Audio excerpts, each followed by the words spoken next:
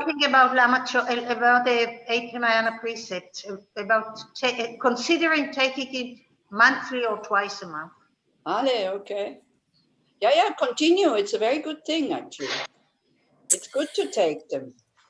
It's 10 o'clock. No, it's okay. Just continue. You know how people usually come a little bit late. Maybe we can join your group once a month or twice. If you want, it's absolutely not a problem.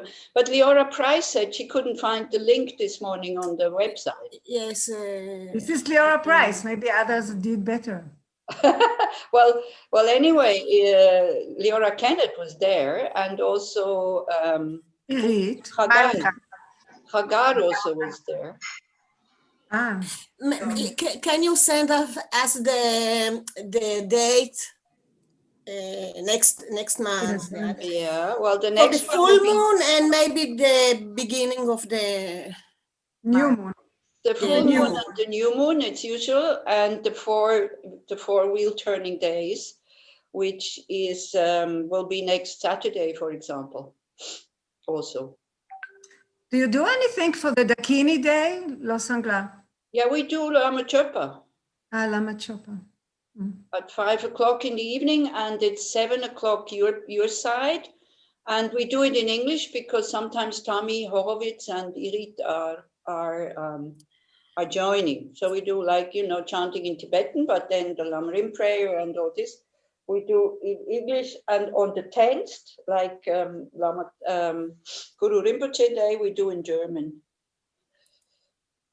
For the Lama Chopa, we have the link and the dates in the website.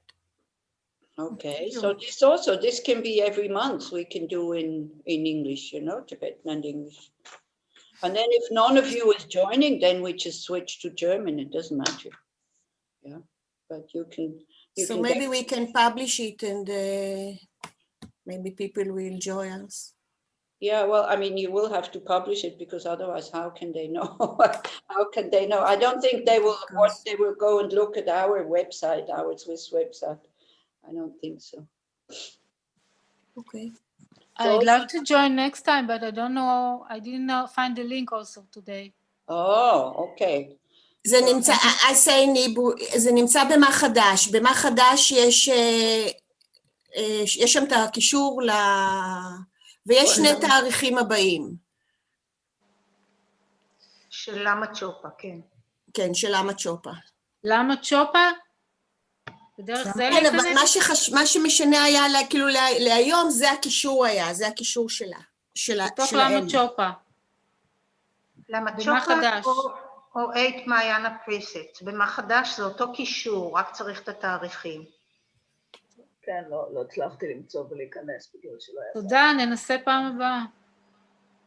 Actually, if you have the link, because I only use one link, I use the same link for everything because it's much easier, so we're not getting mixed up.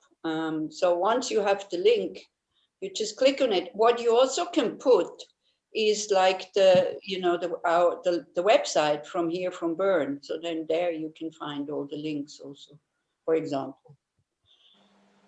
Yeah.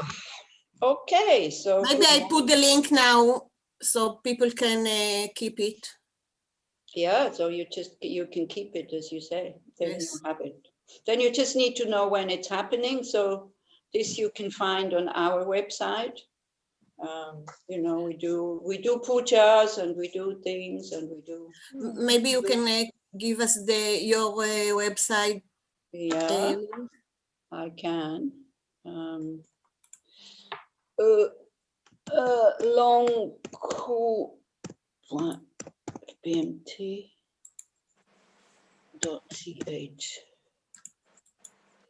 There. Link to the website.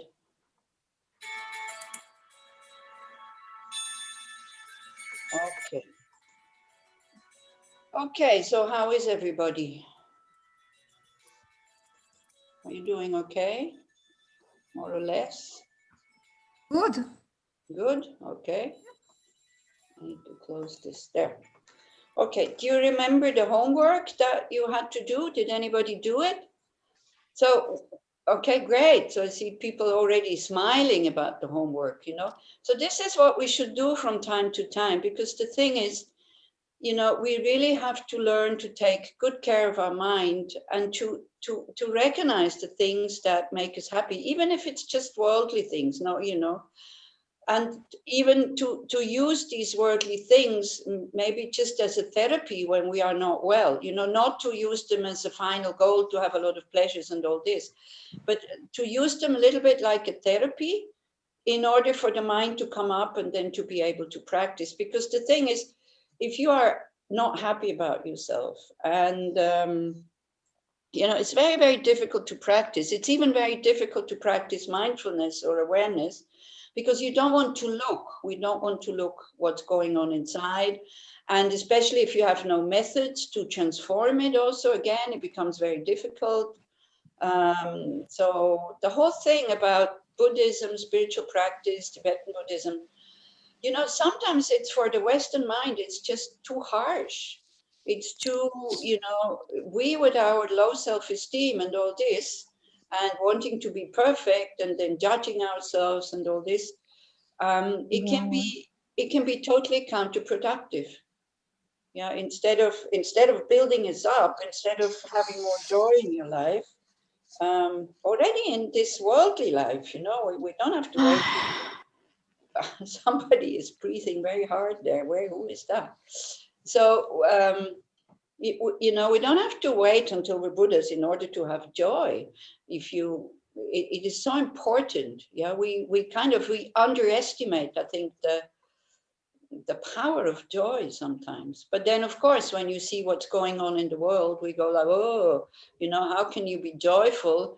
And you think maybe you become like quite closed-minded or cold-hearted or something like that, if you, even though with all that is going on in the world, you know, if you're joyful. But if you take the example of the Dalai Lama, you know, he doesn't come across as depressed, even though he carries the load of people who have lost their country also. So, but he's in general very joyful. He can be very stern also, but he's very joyful. He has a lot of humor, and humor is really important. Yeah. So you want to put it in the chat what you found out about? You're shaking her head. I would love to know. It's take too much time for me to write and I cannot listen. Okay, but somebody else, and we can read what makes other people happy. You know, you don't have to do it all of you. But if somebody is good at typing and likes to type, then some of the causes that you have found that make you happy, then we can share, you know, because joy also and happiness and all this is also contagious, a bit like the virus. Wake up in the morning alive. Oh, wow, this is great. Yeah, especially if you had a good sleep. You know, that's another good thing. We take this for so granted that we're still alive. And instead of being happy, we go like, oh, yeah, oh, I have to get up. How difficult. What you can do against this mind in the morning, you can think like, I could have died this night. And then what? I have to start all over again, you know? I have to start like kind of finding some parents with the confused mind and the bardo. Oh my God, who knows where I'm going to end up? If I'm reborn as a human, because we all assume, isn't it, that we will be reborn as humans. Like I have this kind of totally wrong instinctive feeling that in my next life I'll be a human. So, you know, this is maybe not so much to be trusted also. So then we think, but even if we are a reborn human, then we are a baby, we have to learn how to walk, how to talk, all this insecurity as a child, having to go to school, finding your place in society and all this. And then you go, oof, good thing I'm still alive. I can just continue with my life that I've already built up. So that's a good thing. Yes, thank you, Adriana. To wake up alive in the morning, not in the bardo. Anybody else? Yeah, you can, Michal, okay, if you want to say it, then you say. Yeah. As a good pupil, I wrote it in the chat. Oh, before we start our lesson today. but then it doesn't come up. This is the problem. So maybe I can, I see it, but maybe I'll copy it. Yeah, you can copy it. This thing, you know, this thing is, I can only see the chats from the moment I joined. Okay, so I'll try to copy. Perfect. Thank you very much. Then understanding something small or big, saying a word to someone and seeing the smile in the eye. Yeah, see, it can be so simple. The problem here is, you know, if you smile at somebody and then they don't smile at you, or like what happened to me once, Leora Kenneth was there. You remember, Leora? When we were walking in Tel Aviv street and I was smiling at somebody, just a total stranger. He got so upset. And he said, why is she, he went to Leora, he attacked Leora. And he was saying, why is she smiling at me? She's not my friend, she doesn't know me. So that can happen also, you know, that somebody feels invaded. But in general, you know, there's, even in Israel, there's very spontaneous smiles coming back. So these are very short moments in your life, you know, when you forget about yourself, when the other person smiles back, and then there's connection. And then I feel this kind of rush of energy in the body, like electrical thing that does give me a lot of energy. So I have really learned to do it now spontaneously, so I don't have to do it consciously anymore. When I open, you know, and see somebody, it doesn't matter who it is, I just smile at them. And now in Corona times also, people are responding better to this here in Switzerland when I go for walks than before. It's quite rare that somebody doesn't respond, because I also say hello. So that's a very simple thing to do. Yeah. Then Adriana, I put it on the chat. Okay. And what I want to add is when I feel gratitude, I'm apologizing for my English. When I feel gratitude for all the good things that happened to me this day, the day before, it makes me happy too. Good. Yeah, that's another one. And I put the other three things that I thought. Yeah, I see. Being with people that I love, helping people both personal and professional, eating good food. Yeah, if we eat good food with the gratitude that somebody else, you know, produced it or grew it, you know, usually whatever we consume comes from all corners of the world, then again the gratitude becomes very deep. And then on top of it, a feeling of, I want to repay that kindness, you know. Thanks to you, I have this happy feeling now, so I want to repay it. So that's very good. Hearing and noticing the birds singing, yeah. So here again, there's a bit of attachment here, because if you would just put, I can't read who said it because it's in Hebrew, because if you would just not be so choosy what you want to hear, you know, like if you are, it can get on your nerves, like birds that sing, especially if you're in Australia and they are kind of making a lot of noise all the time. Or you're trying to do Venerable Antonio's retreat in Bodh Gaya, and it's the season where all these big birds are kind of eating the flowers in the trees and makes a lot of noise. So it's not that. It's more kind of, it doesn't have to be the birds singing that makes you happy, just being present makes you happy, actually. Being present and not having a biased mind, like your mind, if it's birds, you know, then of course, because you decided that hearing birds is a good thing, but it can be anything.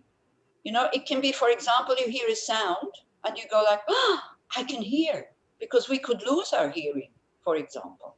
Yeah, so that was that. Then helping someone to relax. Yeah, this is very good. Be able to run 10 kilometers while suffering. Yeah, that's good. Loving somebody, but also being loved back. Well, yeah, this is the problem, isn't it? We think that love is no good if they don't love us back. So that goes into emotional love or attached love. It's quite dangerous. A lot of suffering comes from that, but I'm not saying you shouldn't do this. So it's okay. Hear, see, be able to smell. Just be, exactly. It's the noticing, not the singing, exactly. Then feeling useful, but also feeling meaningful. Okay, great. So these are quite safe causes of happiness because you have access to them all the time, except maybe for the good food and except maybe for the being loved back, you know. This, if we demand that from others, then difficult. But it's really good to to think, especially if you don't feel so well. You know, it's really good to kind of to sit down sometimes and make a list. You know, of all the things. Maybe we can call them differently. Make a list of all the things that you can be grateful for, because being grateful, gratitude, is by itself a happy state of mind. Yeah, so it's a great practice. Yeah, it is a great practice. You know, sometimes we think, oh, I have to first be happy so then I can be grateful. It's the other way around. Yeah, like there is, you see, joy has causes.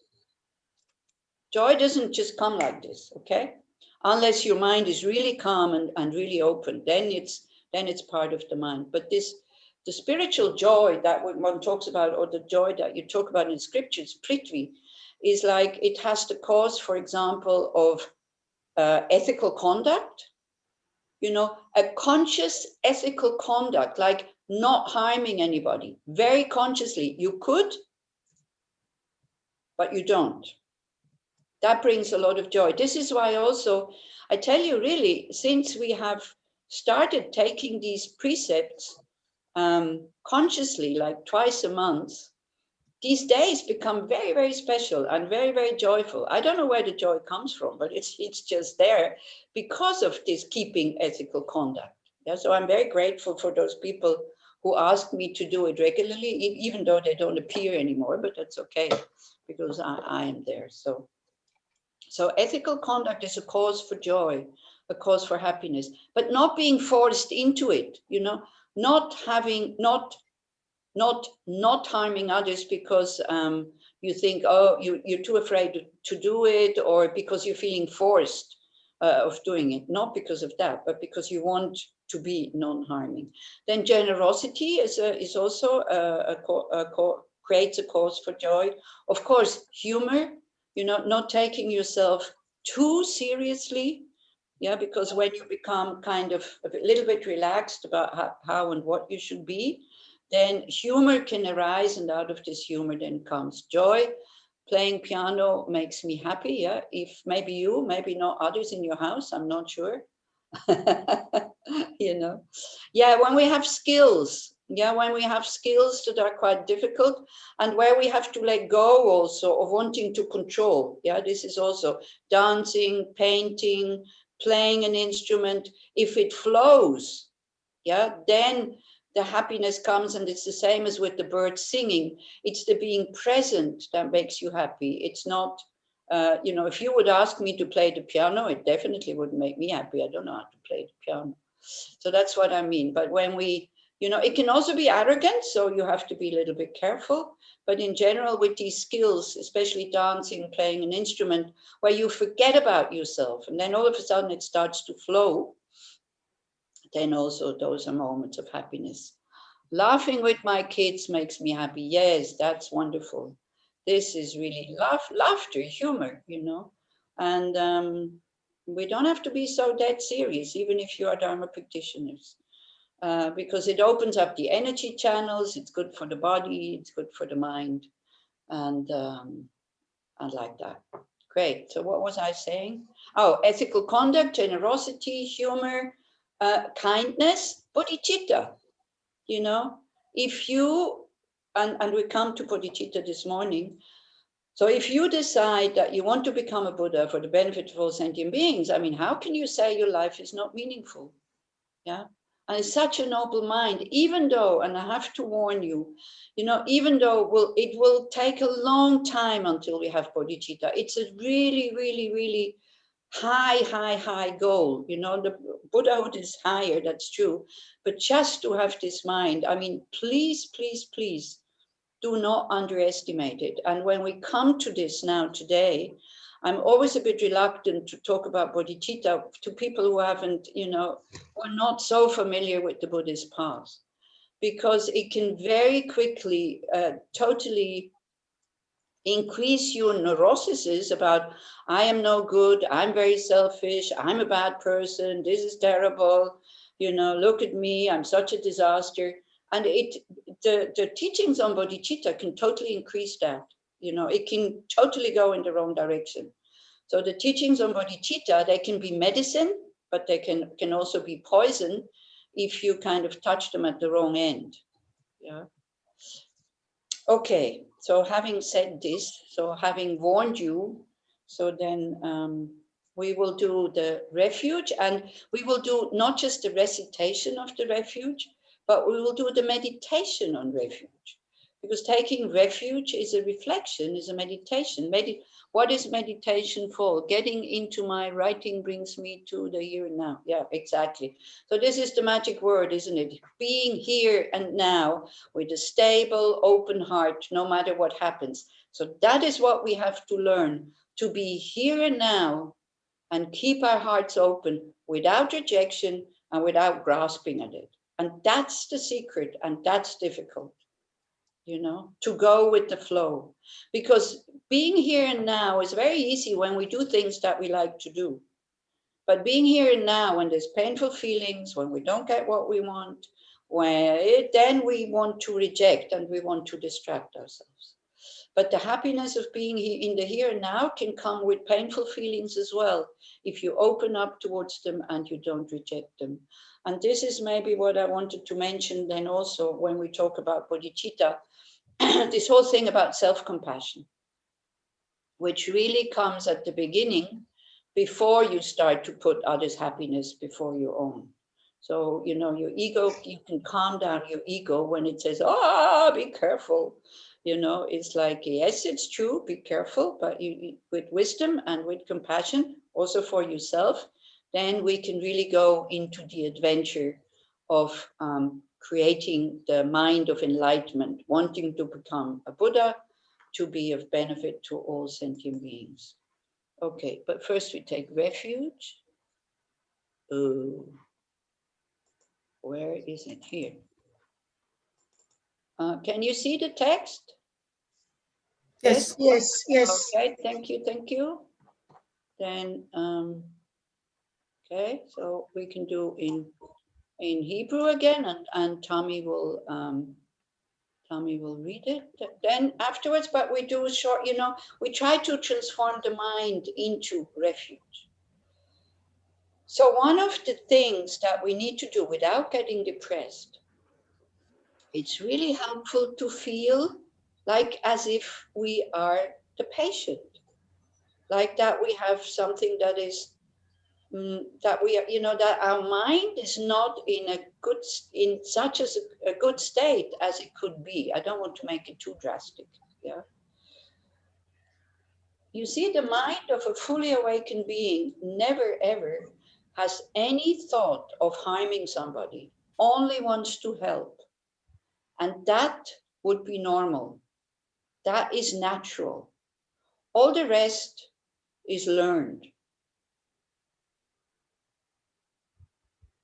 So our mind is not like this. So our mind is sick.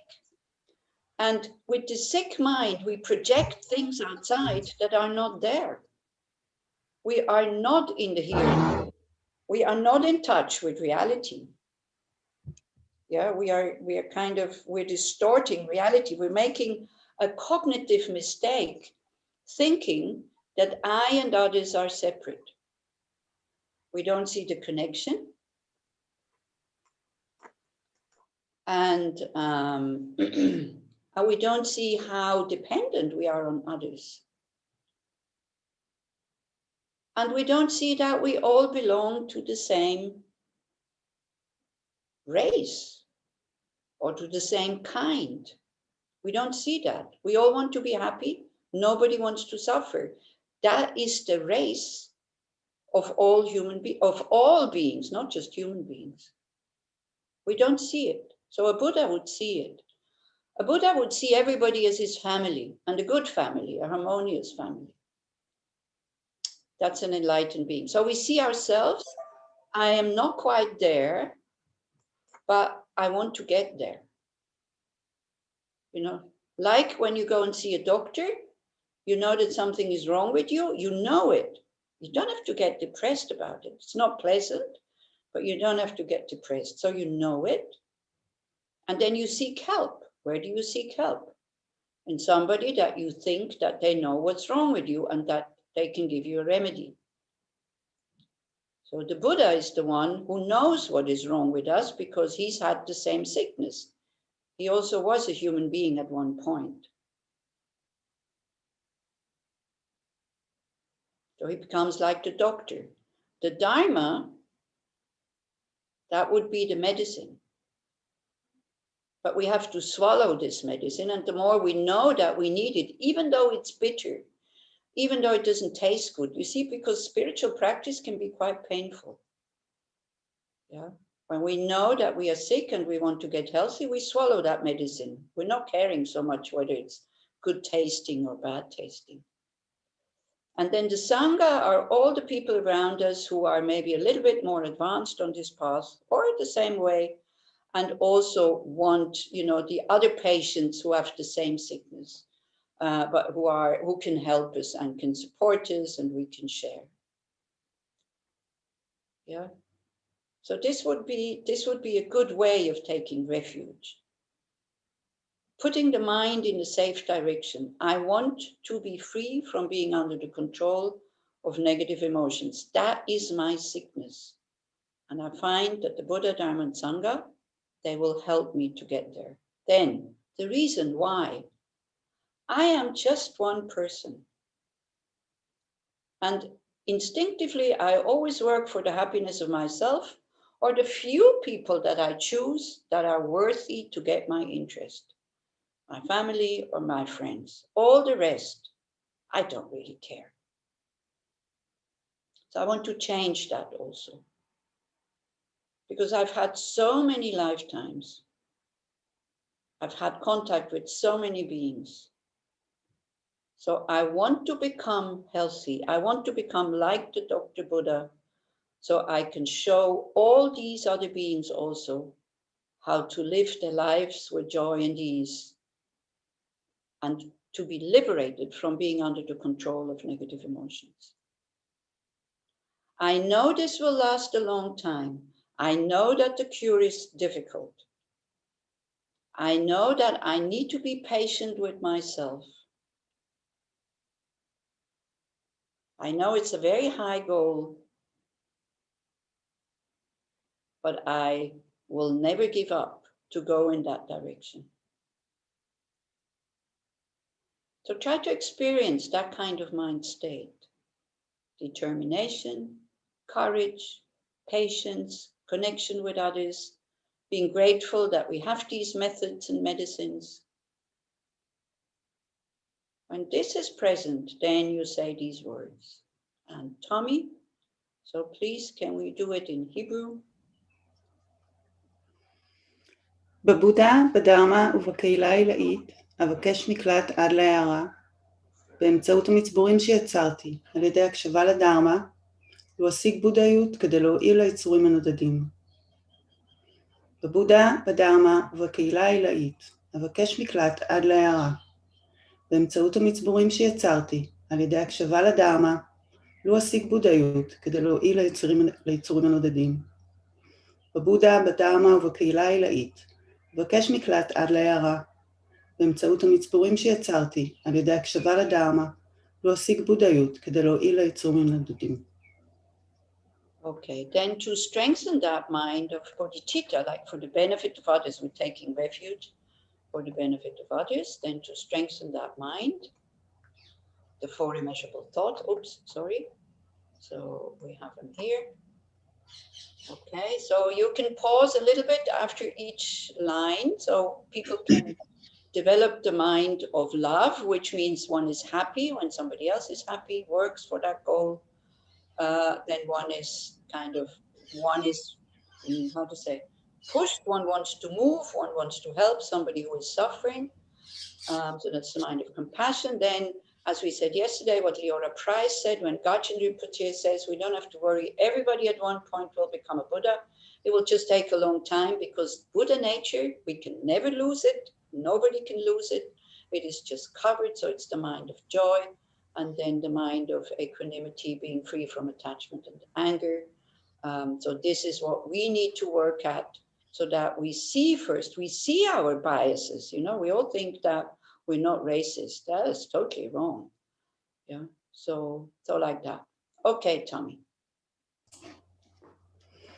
לו יזכו כל בעלי התודעה באושר ובגורמי האושר.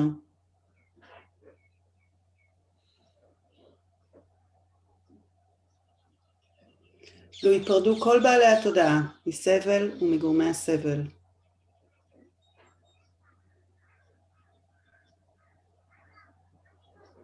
לו לעולם לא ייפרדו כל בעלי התודעה מאושר נטול כאב.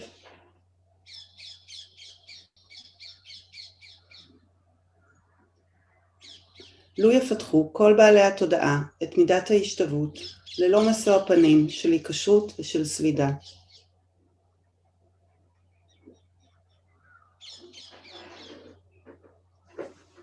Okay, thank you. So this last line is exactly about what we're going to do today, because it's about bodhicitta.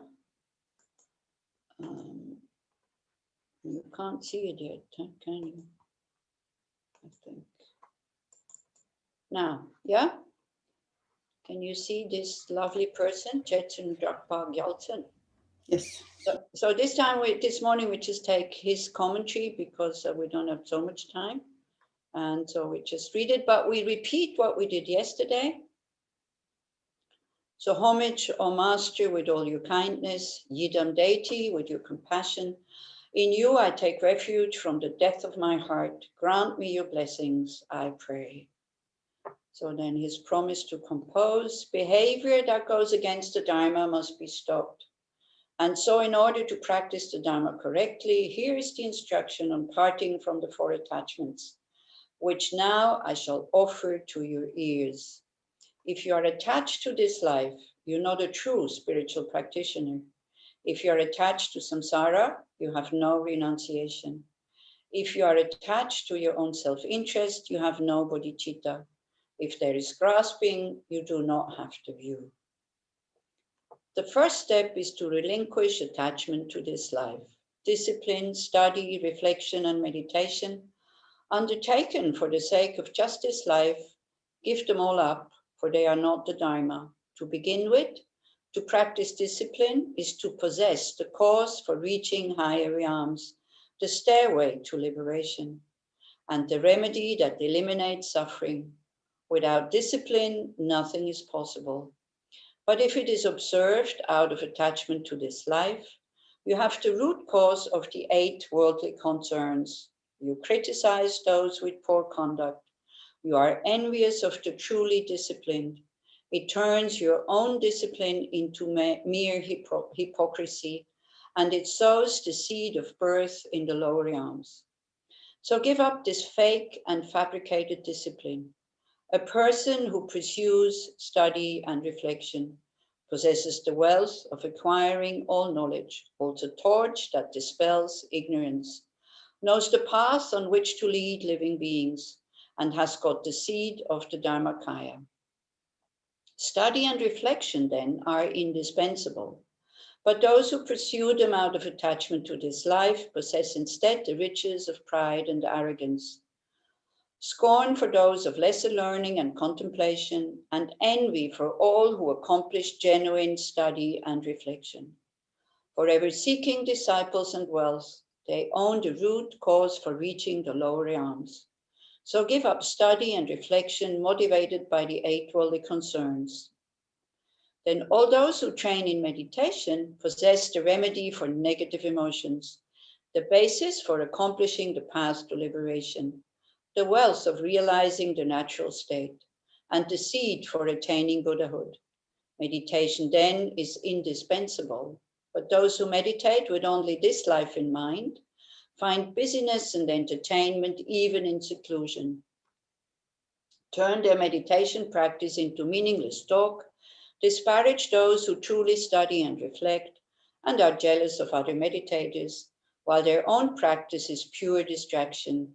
So give up your meditation on the 8 worldly concerns. So that's giving up attachment to the happiness of this life, which doesn't mean you are giving up, it's kind of you're giving up the attachment to it. It's good to work for a good life, because if you don't have a good life, you cannot really practice. So don't think you have to throw everything out of your window. Yeah. So this is why I'm saying these things can be understood in totally the wrong way. We have to rejoice that we have a precious human rebirth, and we have to kind of rejoice that we have created the causes for the precious human rebirth in the past.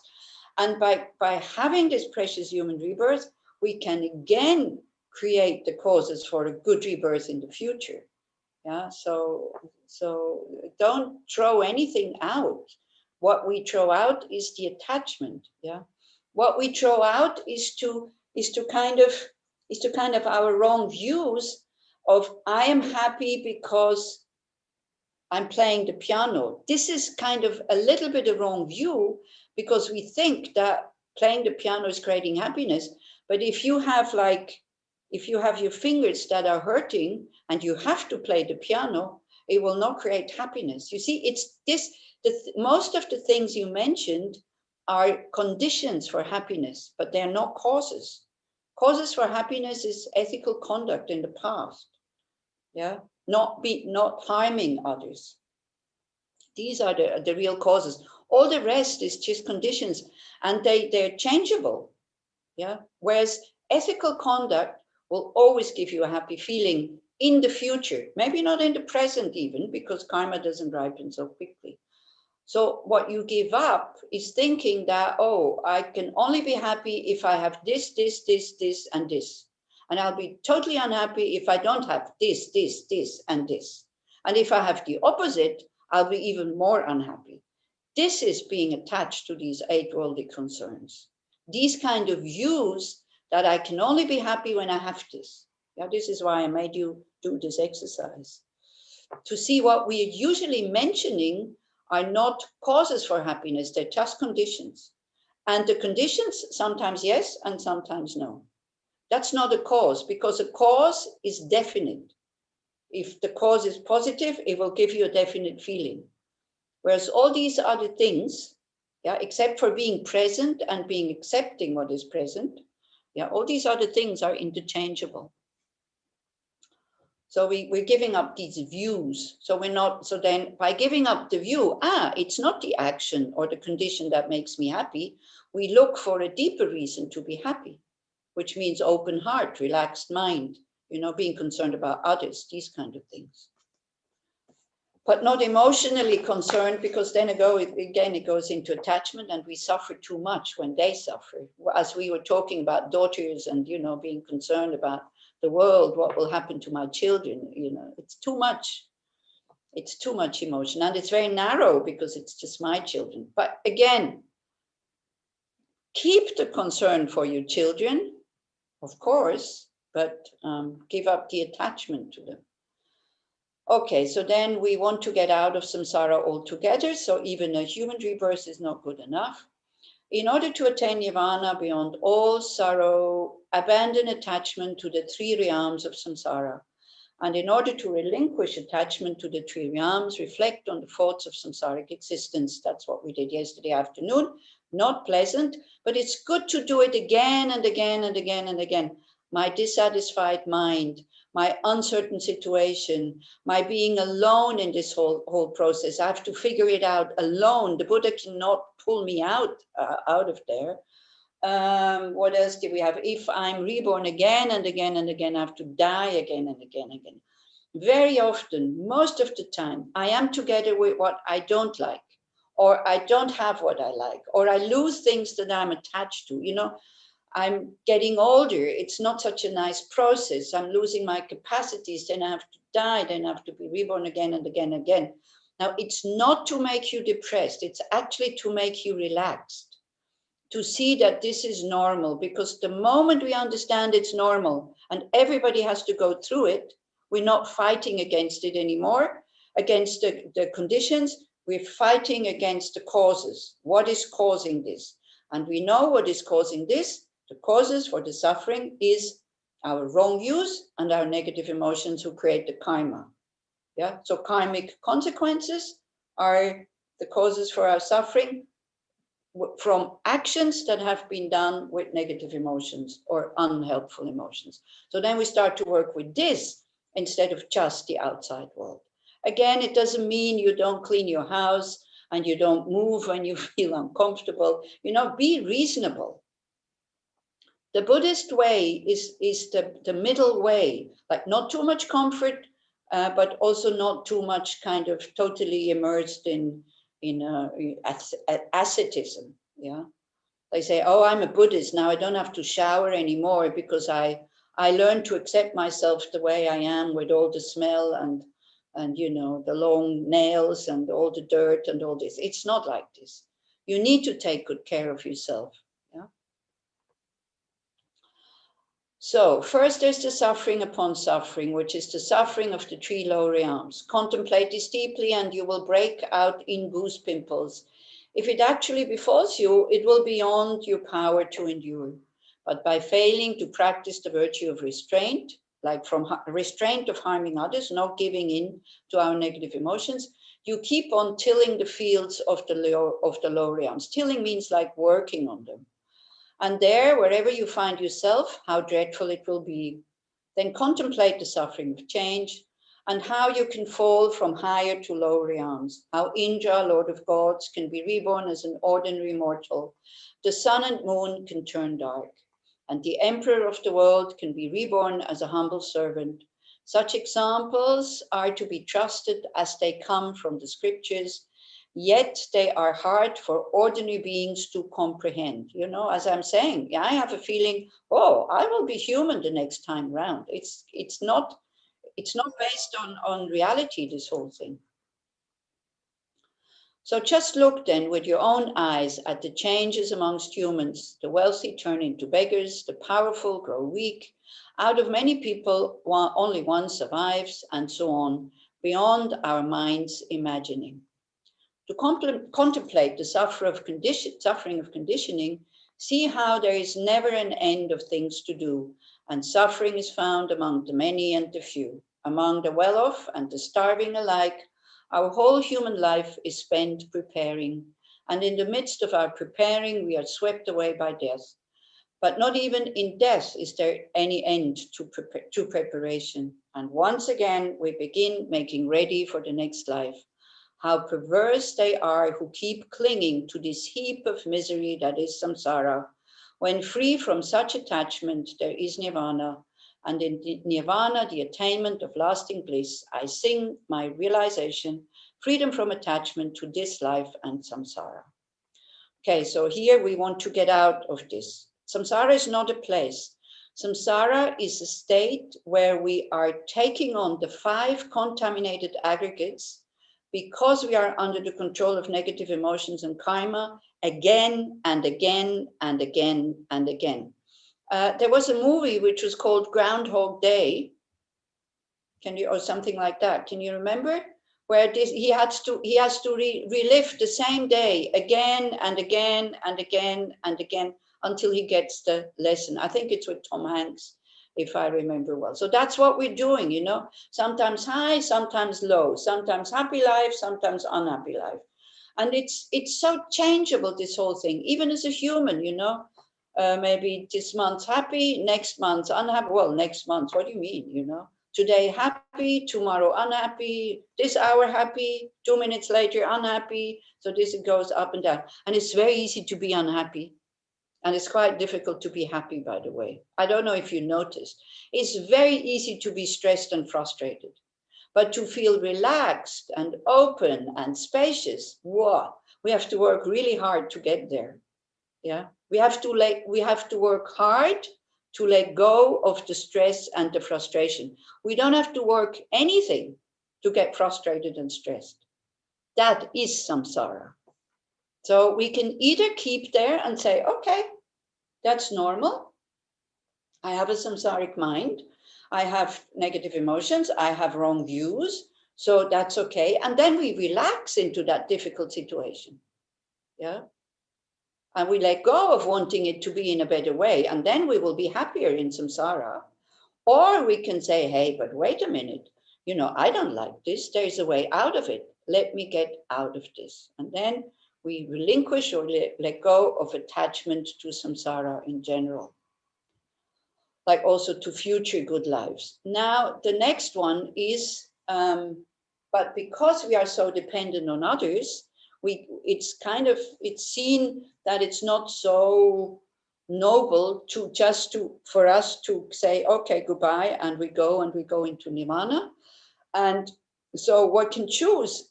This is one goal, is one Buddhist goal. One liberates oneself, goes into nirvana. It's okay. But then there's another goal that is practiced in this tradition, which is called, working for the benefit of others, coming again and again and again and again, being already liberated from negative emotions, but manifesting again and again and again and again until everybody else also is liberated. Yeah.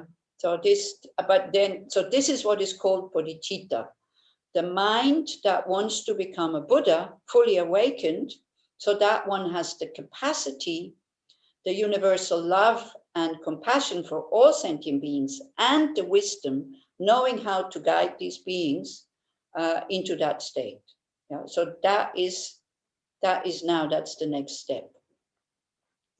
Yet to liberate myself alone will bring no benefit for others. Yeah, it will only bring benefit to me, and I'm one person amongst all these other people in the universe.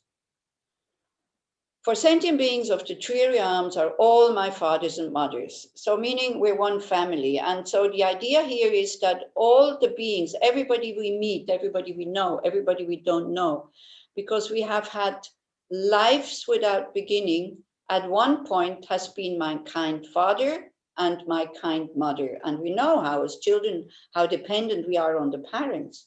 Without the parents, we die. Yeah. So this is the idea here. It's a difficult idea. I do admit you have to work with this for quite a while. Yeah. And especially sometimes if your father and your mother in this life were not kind, then it's like absolutely not working. Because if you feel that you have a kind father and a kind mother, and by the way, this can also be learned and trained. By letting go of what we dislike in our parents and by concentrating on seeing what they have done for us.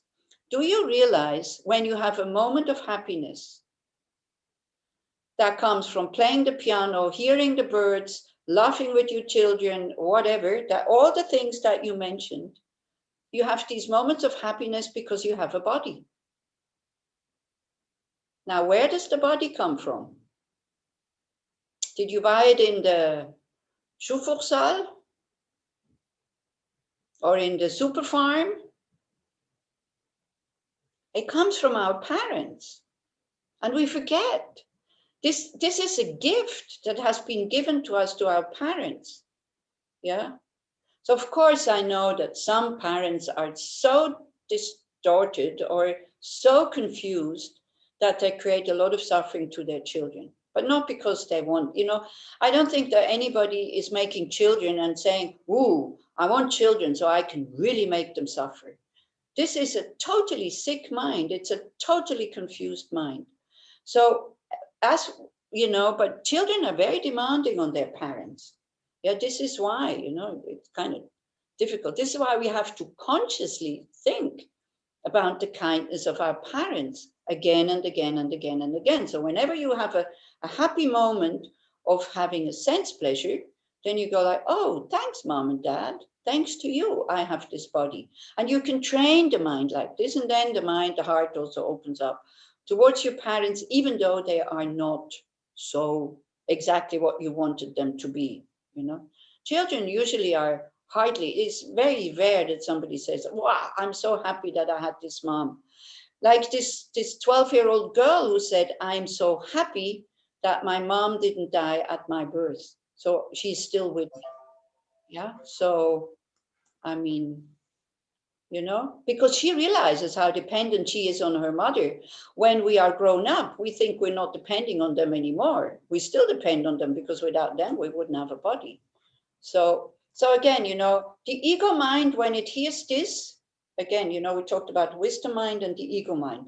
The wisdom mind accepts it because your life will become much easier, even though your parents have hurt or harmed you, okay? So your ego mind says, no, they were not kind. I don't want to open my heart towards them. Well, what? Then you continue to suffer, even they're dead. Yeah.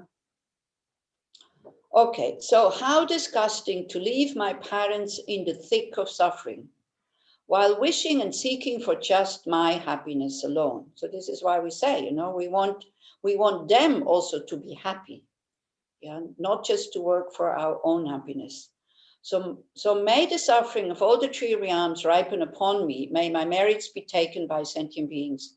And through the blessings of the merit of this, may all beings attain Buddhahood.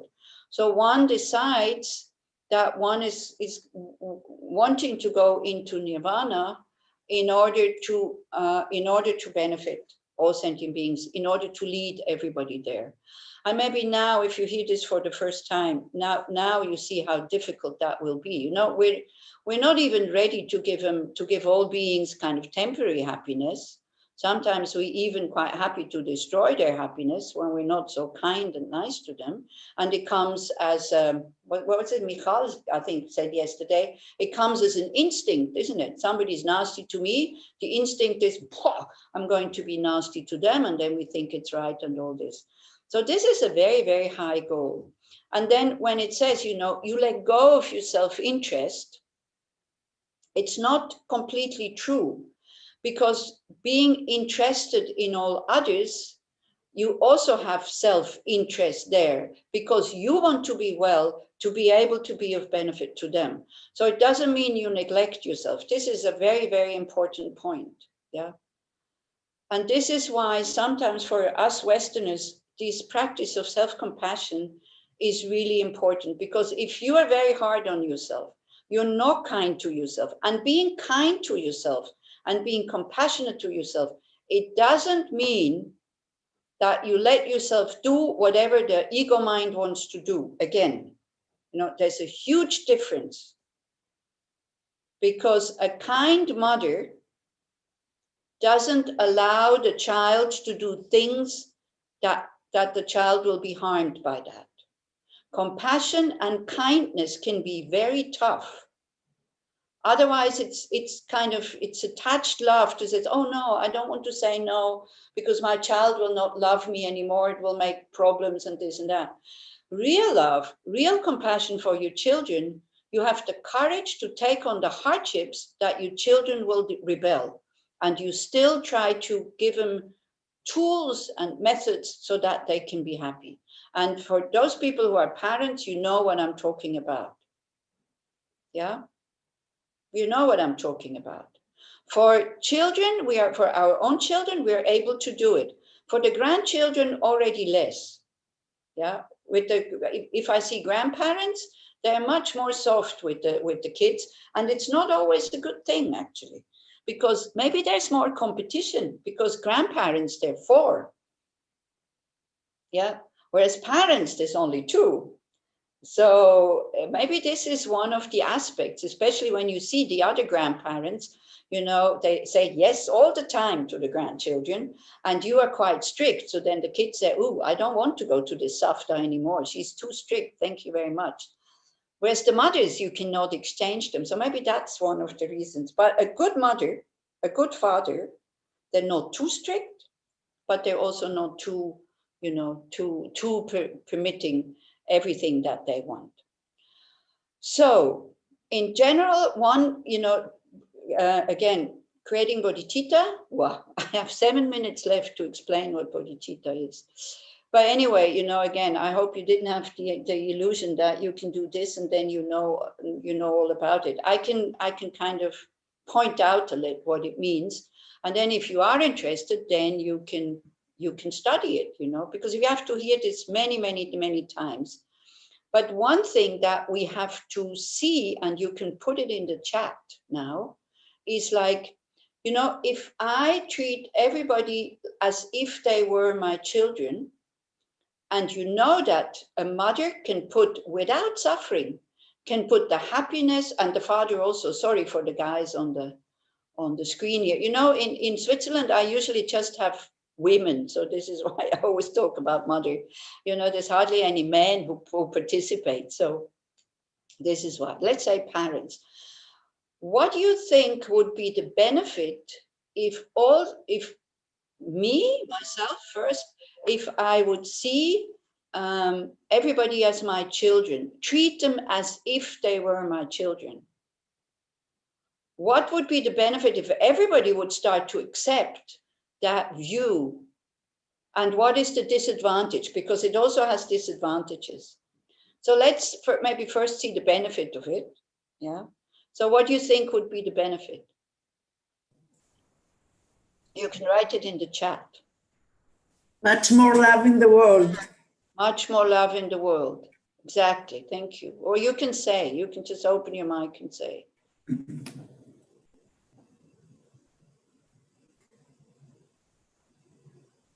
That's the only benefit? We will allow to the people around us to express themselves more. We will give the people around us the opportunity to be them. I don't know. It's like, yeah, very good. No, Hagar, I got it. Thank you very much. Exactly. We allow people to be themselves. We're not putting conditions on them. You have to be such and such, then you can be my friend. You know, because our children, we accept them the way they are. And when they're not exactly the way that is helpful for them, we try to help them to become more happy. You know, the idea of a mother's love is that the child is happy. This is love. This is what love is doing. When the child's very happy, you're happy. When the child is not happy, it turns into compassion, and then you try to do something. But then when you see, now again, it's not attached love, so be careful, yeah? So when you see that they don't want to know anything about you and they don't want to be helped, we leave them alone without suffering, yeah? Like there's a saying in the Buddhist scriptures where he says, the unruly leave them alone, considering long-term benefit more important than short-term benefit, yeah, okay? We take joy when they succeed, and we are also okay when they not succeed. This is what I mean. So there's, you see, it immediately, actually, maybe I didn't look at all the chats, why I have to open it. It's a great practice. Yeah, it is. It's difficult, but it's a great feeling useful, but also feeling meaningful. Notice we are where is it? Compassion to all, considering long-term benefit more important than short-term benefit. We take joy when they succeed, but we also touch our heart of compassion when they don't. Yeah, and we're not rejoicing in the unhappiness of somebody else. This whole thing about friend, enemy, and stranger, finished. Yeah, we do our best to make them avoid conflict between themselves and me and them also. You know, we do our best to avoid conflict, but sometimes conflict is needed also. You know, we can't just give in. You're not becoming a doormat. Yeah. One thing that to see the benefit is like one thing that we need to have inspirational beings or masters around us who are practicing this, who are giving us these teachings, and then actually we see them that they are putting this into practice.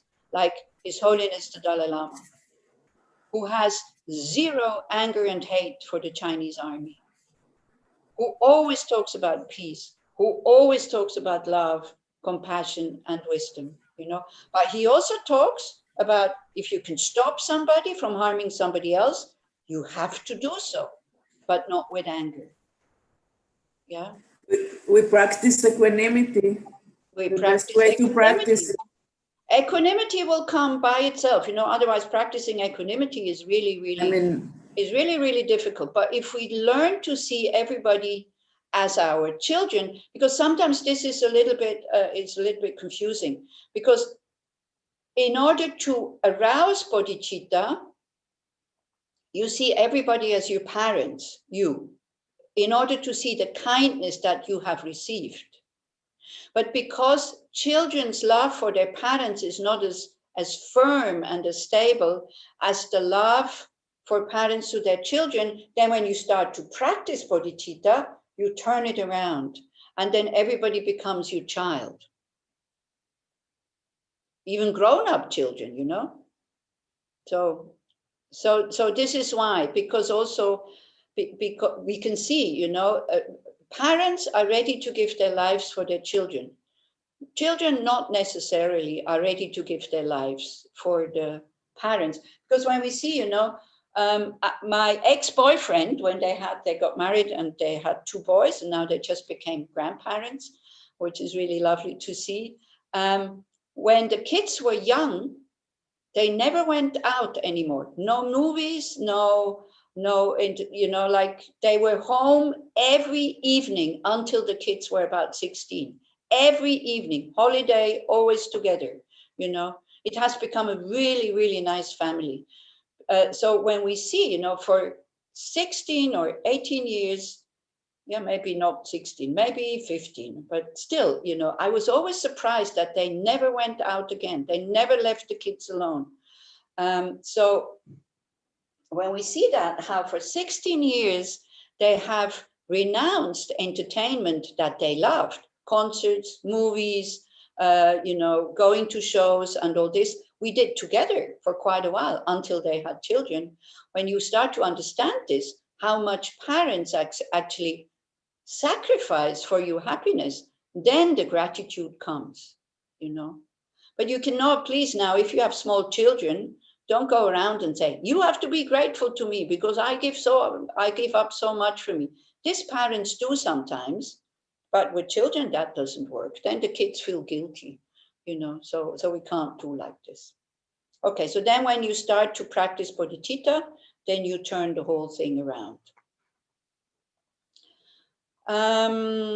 So, you know, there's whole lists of like conventional bodhicitta, ultimate bodhicitta, aspiring bodhicitta, engaging bodhicitta. So I'm not going to go into that because there are full courses on what bodhicitta is. You can read up on it. What I wanted you to explain or wanted you to know is just that this is the, like this giving up self-interest. This is what it means. You learn step by step, slowly, you're not overdoing it, to put the happiness of others before you. And especially, we start to see our biased mind, that for some people, we are very ready to do a lot of things, for other people, not at all. Yeah. So this is kind of the first step. And then in the reflection, I will take the book by Tara Brach. I don't know if anybody knows her. This is really, if you have low self-esteem or stuff like this, you should really get into the teachings of Tara Brach. She is a Buddhist, but she doesn't really teach Buddhism, but she teaches especially self-compassion and a method that is called RAIN, R-A-I-N, like painful feelings in us. And so that these 4 steps: recognize, allow, investigate, and nurture your own negative feelings. Yeah. So we need to learn, if you kind of have low self-esteem, and if you constantly doubt your qualities, and you very often, if you don't succeed, you feel low about yourself, it is really important that you start to practice these things. Yeah. So she's called, wait, I can put it in the chat. There's plenty of things. Oh, didn't work. Sorry. There's plenty of things on the internet, you know, YouTube and stuff like that. She's a very lovely person, lady. She's a bit, you know, if you're from Europe, she's a bit American. Like, she is American. She's not just a bit American. So she has a little bit that American touch. But what she says, and there's a lot of psychology in it, and a lot of Buddhism, and I mean, this is what His Holiness keeps saying these days, you know, in order to touch people, in order to give people Buddhist, especially when they're not Buddhist, to give Buddhist tools that Buddhism has to offer, we have to take away the religion so that it's available for everybody. The book is called Radical Compassion. You probably see it like the wrong way around, I'm not sure. And she has more books like this. And in the reflection, I will read a little bit something from it, and maybe it will help you to see, just to see, and to allow our biased mind. You understand the word biased, yeah? It's like that, you know, we're constantly this, I like this, I don't like, and all this. Because before we go into the break, I just give you an example. My family doctor that I have, she went into pension. She's old enough, so she stopped working. So I had to find a new one. And so there is like, you know, here also like, you call it Kubat Cholim, I think, Cholim, something like this, with a few doctors, okay? So there's one who is very famous. Everybody wants to go to him. And, you know, and so somebody said there. So, but there's two other doctors, a lady and another young male doctor. So I sent an email and I said, you know, would you accept me as a patient? And I got the answer, yes. And we put you into, for Dr. Ashwa, which is the lady. And on top of it, she's not even Swiss. You know, I thought I was totally not racist. The first thought that came up, I want to go to the man. I don't want to go to this woman. You know, like this is so deep sitting that male doctors are better than female doctors, like family doctors. It's so deep. You know, it was my first reaction. And then I saw the reaction. I went like, hey, you know, what are you doing? So I said, yes, thank you very much for putting me with that lady. And the other day I had a problem with my eye. I went to see her. She is really lovely. And we immediately connected on a very good level. But I was honestly, I was surprised at my instinctive reaction, maybe not even conscious. I'm glad I got it and I caught it by first thing, I don't want to go to her. Yeah. So I will read you something from Desmond Tutu, which goes into the same direction also. So many of these views that we have, you know, racist, biased, all this, that we create groups of people and we don't even see who is in there. And we, boom, already the label, oh no, don't like those. Unconsciously we do this. Consciously we think we're not biased, we're not racist, we're open to everybody and all this. Unconsciously, I'm not sure. So we will do a reflection on this. I know, so for the hardcore Buddhist, it's not really a reflection on bodhicitta, but you know how to do this, so you can do this on your own. And for the other people who are new, as I'm saying, I feel very reluctant of doing meditations on bodhicitta if you don't know the steps intellectually, if you don't know that if you don't know how to take care of yourself first before you go into this taking care of others. This is why. This is why I decided that I'm going to do the reflection, the meditation like this. A little bit more, you know, it is Buddhism also. It's about awareness, about seeing our shortcomings, being able to accept our shortcomings, and then they can transform. And this comes before bodhicitta. And when we had the course on the four immeasurables also, the four immeasurables is a preparation for bodhicitta. And not everybody was on that course of the four immeasurables.